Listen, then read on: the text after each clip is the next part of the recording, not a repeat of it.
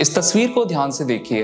एक व्यक्ति साइकिल पे कुछ लेके जा रहा है। कौन कह सकता है कि साइकिल पर देश के पहले रॉकेट का हिस्सा ले जाया जा रहा है? जी हाँ, कुछ इसी तरह साइकिल से चर्च तक का सफर तय करके हुआ था इंडिया के फर्स्ट रॉकेट लॉन्च सक्सेसफुल, और ये था भारत के अंतरिक्ष की ऊंचाइयों को छूने का पहला कदम। इस इंस्पायरिंग स्टोरी की शुरुआत होती है 1962 में, जब कुछ यंग इंडियन साइंटिस्ट ने मिलकर इंडिया के फर्स्ट रॉकेट नाइकी अपाचे नाम के साउंडिंग रॉकेट को सक्सेसफुली लॉन्च करने की ठानी, और साइकिल्स और इवन बुलक कार्ट्स में रॉकेट के पार्ट्स को Thumba which is near Thiruvananthapuram के सेंट मैरी मैगदलीन चर्च ले जाया गया, जिसको आज हम सब विक्रम साराभाई स्पेस सेंटर के नाम से भी जानते हैं। एंड फाइनली 21 नवंबर 1963 में ये लॉन्च सक्सेसफुल हुआ एंड विक्रम साराभाई एंड होमी जे बाबा जैसे विजनरी साइंटिस्ट ने अपना सपना सच होते हुए देखा। And that is how Indian space program marked its beginning and India became world's 7th country to launch a rocket into space. इस historical और inspiring launch के बाद इसरो ने अपने खुद का इंडिजिनस सैटेलाइट आर्यभट्टा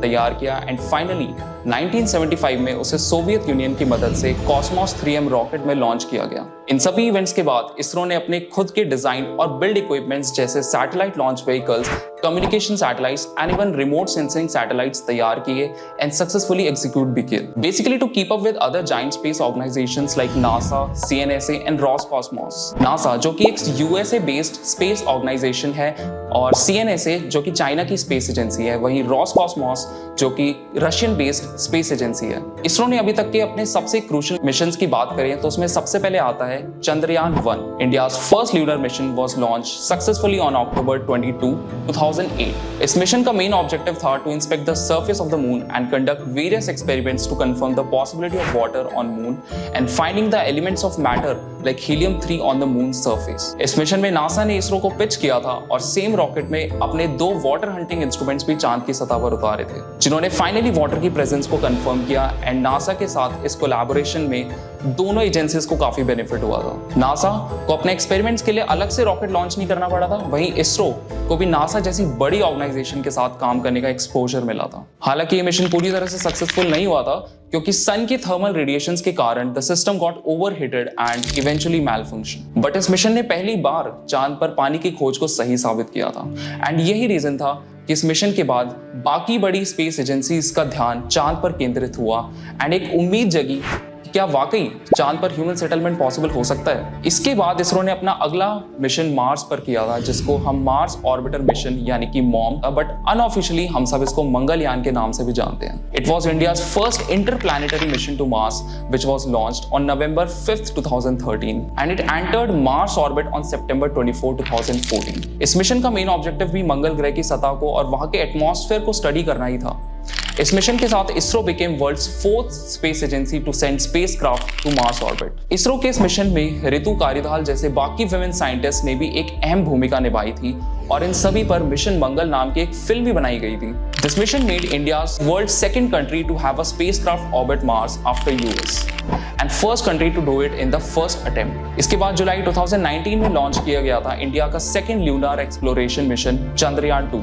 इस मिशन का मकसद था मून के अनएक्सप्लोर्ड पार्ट को एक्सप्लोर करना और सरफेस पर पानी की एक्यूरेट क्वांटिटी और लोकेशन को फाइंड करना। Everything was going according to the plan, but when the orbiter entered the lunar orbit, it failed to attempt a soft landing on the moon and we lost connection with the Vikram lander. इस mission से पूरा देश मायूस हो चुका था, but everyone was proud of ISRO and the whole world was shocked.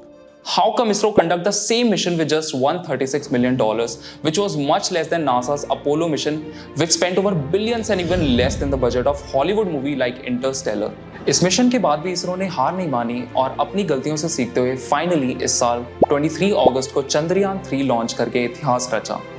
इस mission के सक्सेसफुल होते ही India became the world's first country to reach lunar south pole, which contains water, ice and other elements like aluminum, calcium, iron, chromium and even titanium. Chandrayaan 3 के launch को 8 million concurrent viewers ने live ISRO के YouTube channel पर stream किया था, which created another record of most watched live stream of the world. इसके अलावा कई लोगों ने इस लॉन्च को बिल्कुल एक इंडिया पाकिस्तान के मैच की तरह लाइव देखा। इस मिशन ने ना ही वर्ल्ड में भारत का नाम किया बल्कि उन सभी वेस्टर्न मीडिया को एक करारा जवाब दिया जो कि इंडिया के इस मिशन को ट्रोल करने में लगे हुए थे।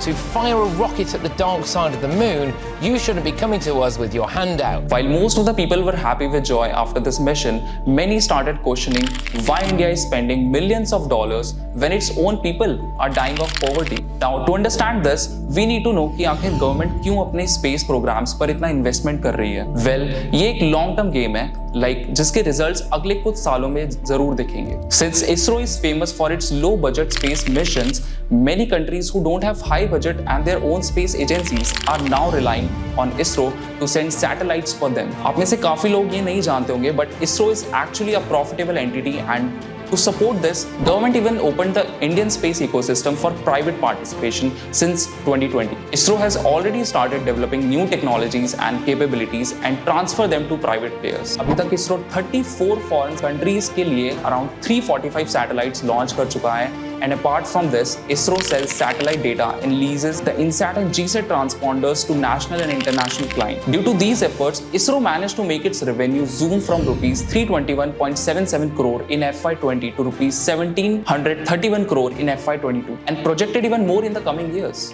Well, ISRO के साइकिल से चांद के सबसे अनएक्सप्लोर्ड पोल तक पहुंचने के सफर को देखते हुए हम यही कहेंगे कि इंडियन स्पेस इंडस्ट्री का भविष्य बहुत ही सुनहरा होने वाला है. And hopefully in the coming years, ISRO will emerge as the largest space agency of the world.